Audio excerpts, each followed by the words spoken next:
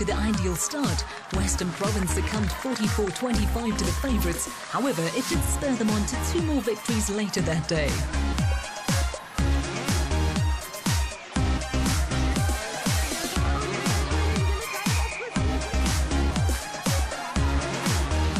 Province was fortunate to have a number of parents with as travelling supporters.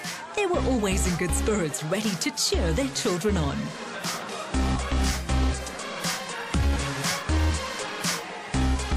Despite the loss, the girls would not let it dampen their spirits and especially not affect the team morale. A rally was required and they responded perfectly against firstly the other South Australia side and secondly Victoria. Victoria boasts a proud history in action sports. Traditionally one of the more competitive Australian states, they have the pedigree to back it up. A number of high-profile sports stars have passed through their indoor arenas, including the incumbent Australian cricket captain Michael Clarke. His parents owned an action sports arena in Sydney, and Clarke spent many hours there honing his skills. Stories like his serve to inspire the youth to greater heights in whatever sporting code it might be.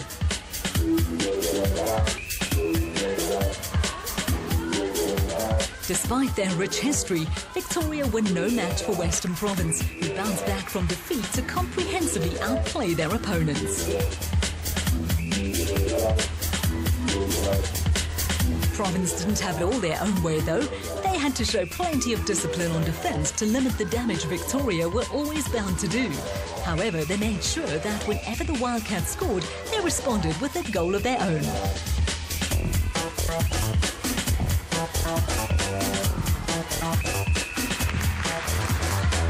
Their defence was rock solid, disrupting the play of the Wildcats and their offensive efforts.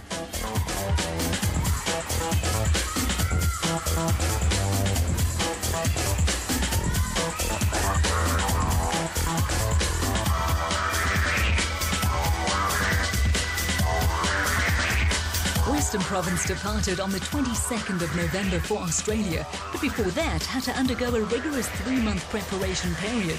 Aside from daily training, the girls were also expected to put in time in the gym whilst also juggling their schoolwork.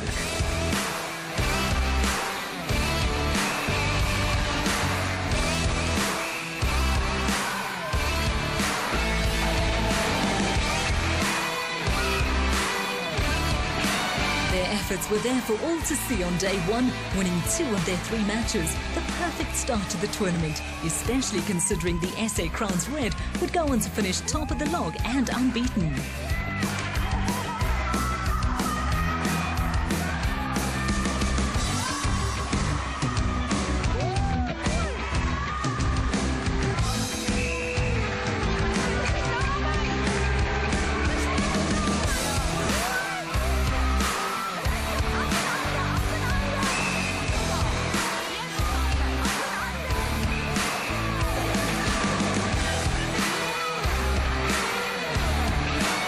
Day 2 was one of mixed fortunes.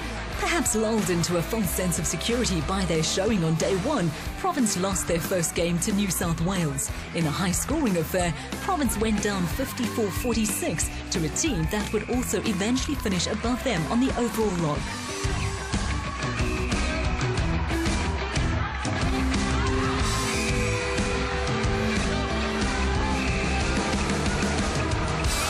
The competition was structured in a round-robin format. During the first 3 days, the 9 teams would play each other once. When that was concluded, the points collected determined the ranking of the teams.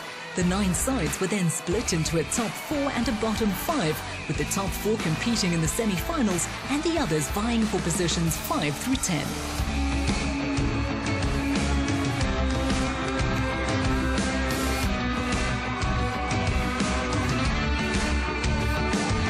Province was able to collect themselves after the defeat to New South Wales. They had a bye during the midday matches, only returning for the late afternoon session.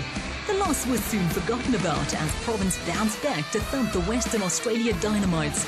Province ran circles around their opponents, emerging 50-27 victors.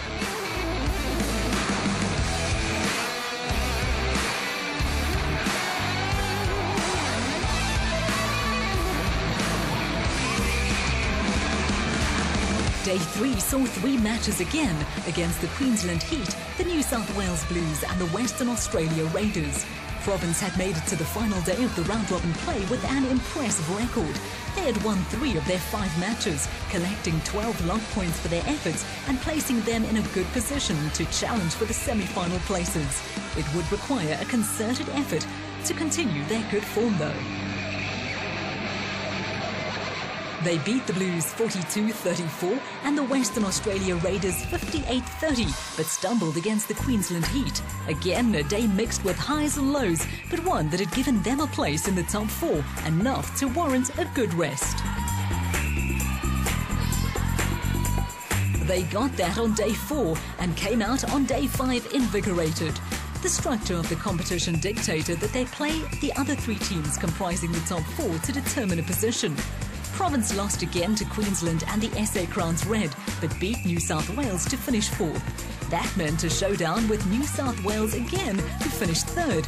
In a similar format to Super Rugby, the winner between 1 and 2 is straight through to the final, while the loser has to play the winner between 3 and 4.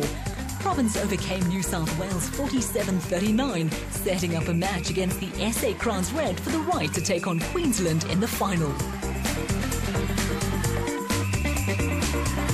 Province's arch nemesis again got the better of them 38-26 to march into the final. The final went the way of Queensland, who won the under-14 nationals with a 41-37 victory over the SA Crowns Red. Province, though, had done themselves proud. Against the cream of the Australian crop, they had finished 3rd in their nationals. The visitors were not considered for an all-star team, but surely a number of the players would have forced their way into it had it been allowed. They played a highly enterprising brand of action netball and were a credit to their country. They returned home having gained a wealth of knowledge that they'll be able to pass on to their local counterparts and a host of memories they'll cherish forever. If you missed any of the action, make sure you join us again at these times.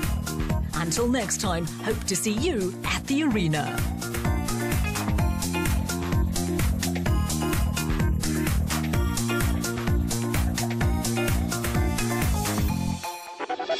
These are the rules of the game.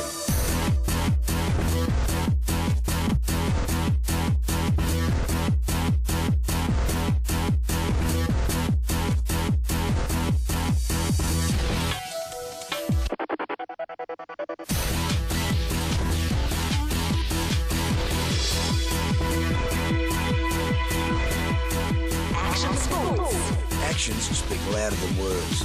Action Sports, only on your World of Champions.